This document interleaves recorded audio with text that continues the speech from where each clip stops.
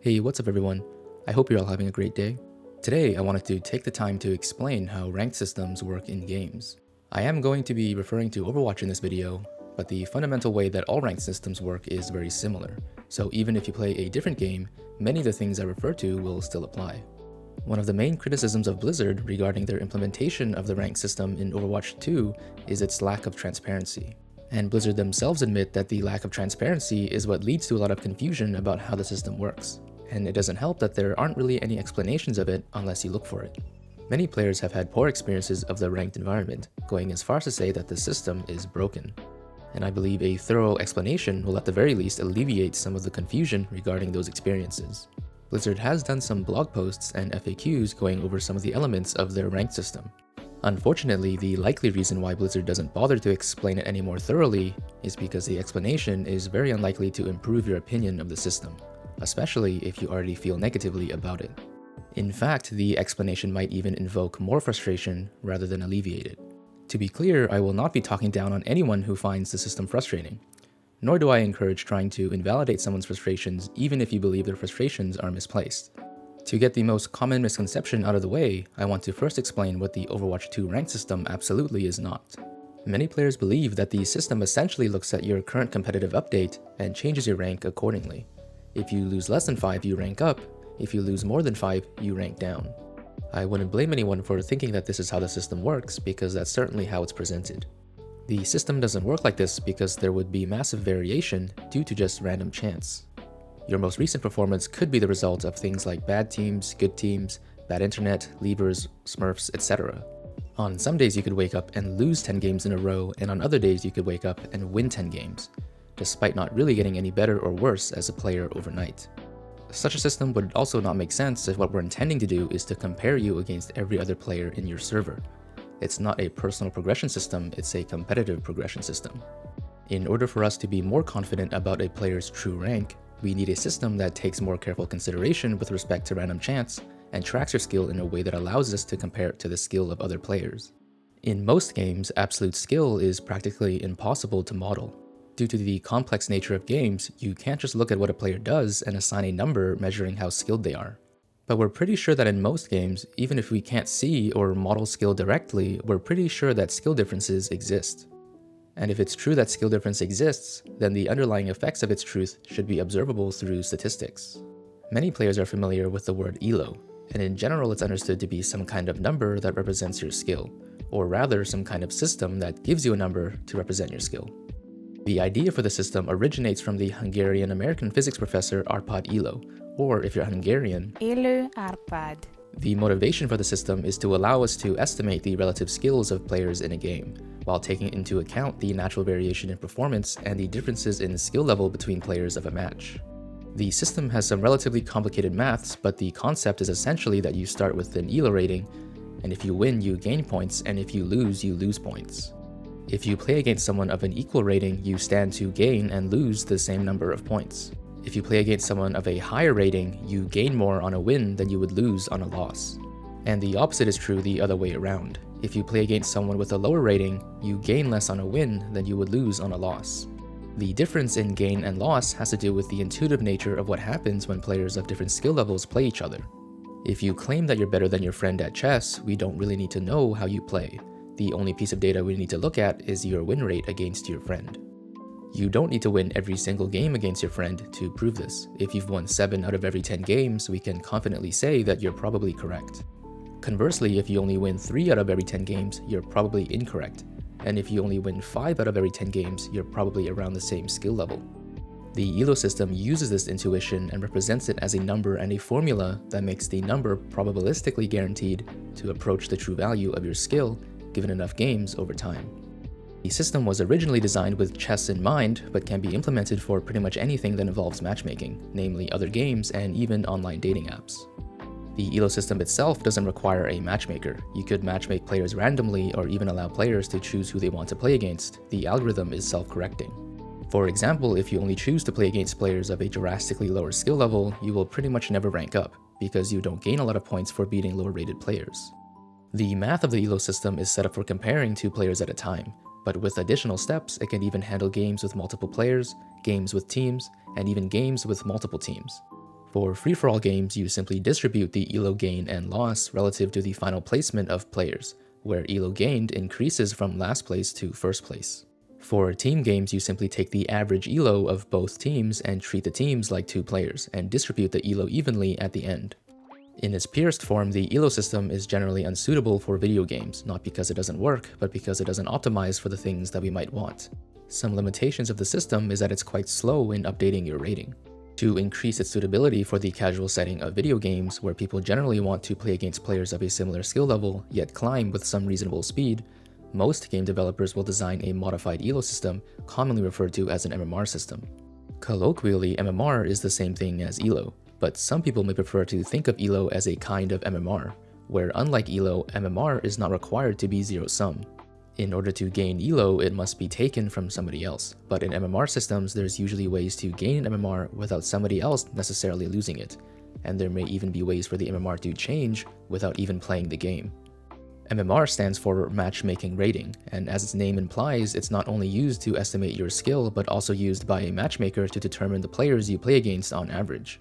Some games are more transparent than others, but most developers hide the details of their system, Blizzard included. But the general way that the system works has been confirmed by Blizzard and is pretty much what you would expect. The reason that many developers choose to hide the MMR system, and especially the number, is because it largely leads to an inferior perceived experience for most people. It sounds impressive when you say that you climbed from silver to gold, but it sounds comparatively less impressive when you say that you climbed from, say, 2,000 to 2,500. It also tends to lead to more anxiety about the number, because many people can be very loss aversive, especially when they see the number dropping game after game during an unlucky loss streak. And so most developers will layer on top of the MMR system a separate visible system that is based on the MMR, but can be manipulated without affecting your true rating. For example, if you leave a game, they can punish you by deranking your visible rank, but in reality nothing happens to your MMR because leaving a game is not necessarily an issue of skill. Maybe your internet just decided it didn't want to internet anymore, or your computer crashed suddenly. To clarify, the MMR is different from your visible rank, that is the medal that is displayed on your account. Your visible rank is influenced by the MMR, which is hidden and is updated in the background. Each visible rank is associated with some MMR value that is characteristic of that rank. If your MMR is greater than your current rank by the time of your competitive update, you rank up. If it's less than your current rank, you rank down. I should emphasize that visible rank has nothing to do with the matchmaking, which is how you might see a gold player in a diamond game. If a gold player is climbing steadily, his MMR could be high enough to be put in diamond level games.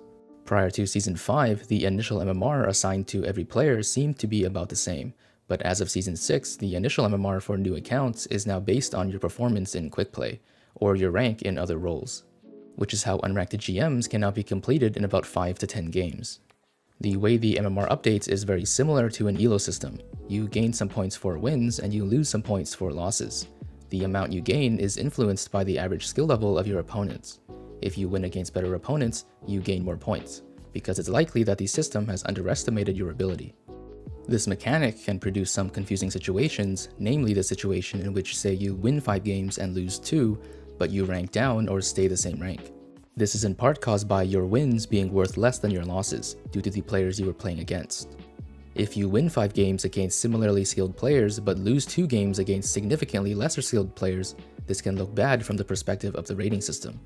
Keep in mind that MMR is also not static, meaning if the players around your rank are improving more than you are, this can also cause your rating to go down even if you didn't do anything. The two effects combined together can result in deranking even with good recent performance. Unlike the traditional elo system, MMR gain and loss is affected by things other than your opponent's skill level, the example often given by Blizzard being how recently you last played. If you haven't played for a while, it's possible that your real skill could have changed, and so you may get a soft reset, allowing your MMR to update much faster.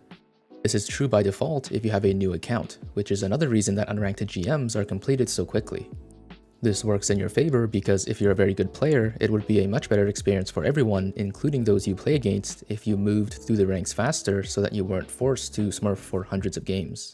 This also works in the opposite direction. If you lose a lot of games with a new account, your rating will fall very quickly, and if you've been at the same rank for a very long time, it can be increasingly difficult to get out of that rank. This is because of statistical confidence. When a player is new, the MMR system is not confident in its rating because there's not enough data, and so it starts by making larger changes. As your account ages, there's more data that paints a better picture of your skill level, and so if it's been a while since you've ranked up or down significantly, the system won't be making very large changes, since it's probable that wherever you are is where you're supposed to be. If you've played, say, 500 games hovering at around the same rank, it's almost certain that the reason one is hovering there for so long is not down to luck. While frustrating, this does unfortunately mean that you will need to put in quite the effort to prove the system wrong if you want to reverse this effect. Even performing very well, for example winning 15 out of your next 15 games, it's probably going to be viewed as an outlier due to good luck. Because the 500 games it already has provides too much confidence to be overridden by 15 games. If you manage to win 100 out of your next 150 games, then the system will probably reconsider its original evaluation over time. The reconsideration is probably not something that happens at a specific number of games, but rather slowly increases like you're gaining momentum. So if you consistently win more than you lose over many games, the system will slowly lose confidence in your rating and increase your MMR gain or loss, allowing you to start ranking up or down more significantly. This is where the idea of a ruined or doomed account comes from. The longer you've been stuck, the harder it will be to get unstuck. Even if you're sure that you've significantly improved as a player, it will take quite a bit of time to save your account.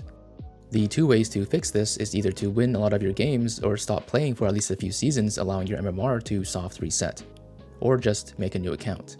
Keep in mind that the nature of statistics is still in effect even if you create a new account. I do see certain players claim that they made a new account, played 5 games, got placed significantly higher than their main, and then claim that the system was wrong the entire time. In order to truly claim that your new rank is your real rank, you will need to play more than just 5 games, probably at least 50 games, proving that you can maintain at least a 50% win rate against that rank. Of course, if you're only really in it for the medal and not to prove your skill, then create as many accounts as you need. There may be more specific things that affect MMR gain and loss, but they're unlikely to be shared by Blizzard. Some speculative influences could be things like win streaks and loss streaks that accelerate your MMR gain and loss, but they haven't been confirmed. What has been confirmed as something that absolutely does not affect your MMR gain is your in-game performance metrics, specifically things like damage, healing, eliminations, assists, deaths, accuracy, etc. The primary reason this is the case, according to Blizzard, is that the primary goal of ranked should be to win the game, never simply to increase stats. Indeed, it's conceivable that if players discovered that damage was something that affected your MMR gain, they would be incentivized, whether they were winning or losing, to make suboptimal decisions. It's often proposed that there should be some way to correlate certain stats with team contribution, but in a complex game like Overwatch where there are simply many strategies not easily represented by simple performance metrics, trying to automate the process of determining team contribution is very likely going to be abused in some way. The benefit of basing the MMR rating on wins is that your rating predicts and only predicts how good you are at winning, which in a competitive setting is the very definition of skill. But how can a single player be judged on wins if they aren't solely responsible for winning? After all, Overwatch is a team game. The reason that the rank system ignores the influence of your team is because it probabilistically disappears over time. If you imagine a coin flip, we say that there's a 50% chance that it'll land on either heads or tails. But not only can we say that, we can also say that over the course of say 100 coin flips that it's very likely going to land on heads about 50 times. Now, probably not exactly 50 times, probably somewhere in the range of 30 to 70. As we flip the coin more and more, the ratio of heads to tails approaches exactly 50%. The weird thing about the nature of randomness is that even though something is random, like your teammates, the expected value approaches a constant. These same principles apply to every single thing that could happen in ranked games. Given enough time, everything that could happen to your team will also happen to the enemy teams, so the natural variations that occur in your games cancel out over time. This includes anything like smurfs, levers, throwers, the 0-10 DPS you have, the support that won't heal you, the tank that's constantly out of position, and the teammate that refuses to counterswap. The only component that doesn't cancel out is, of course, you, because you're in every single one of your games and you're always on your team and never on the enemy team. This is analogous to a game like poker. No matter how skilled you are at poker, there's no way that you can guarantee that you will win a specific hand. And yet, over the course of many hands, we can be pretty confident in your skill level. Poker is a game of complete randomness, but we can say very confidently that the world champion isn't just lucky, they're actually good at the game. So the statistical inevitability is that if you truly contribute more than your average teammates, your rating will go up eventually. Now, am I saying that you'll potentially need several hundred games at a 60% win rate just to see some consistent progress? And the answer to that is probably. If you're not able to put in at least a few hundred games, I usually recommend that people don't play ranked, because their rank might not be accurate.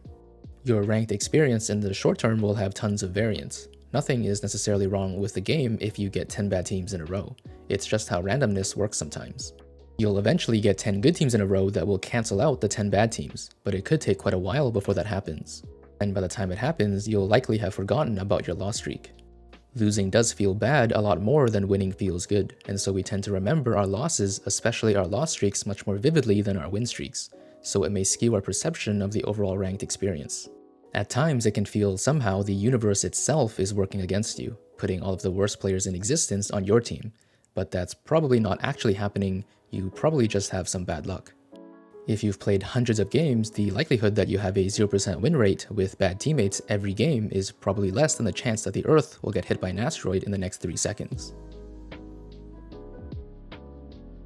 Chances are, if you've been at the same rank for a while, your lifetime win rate will be somewhere between 45 and 55%.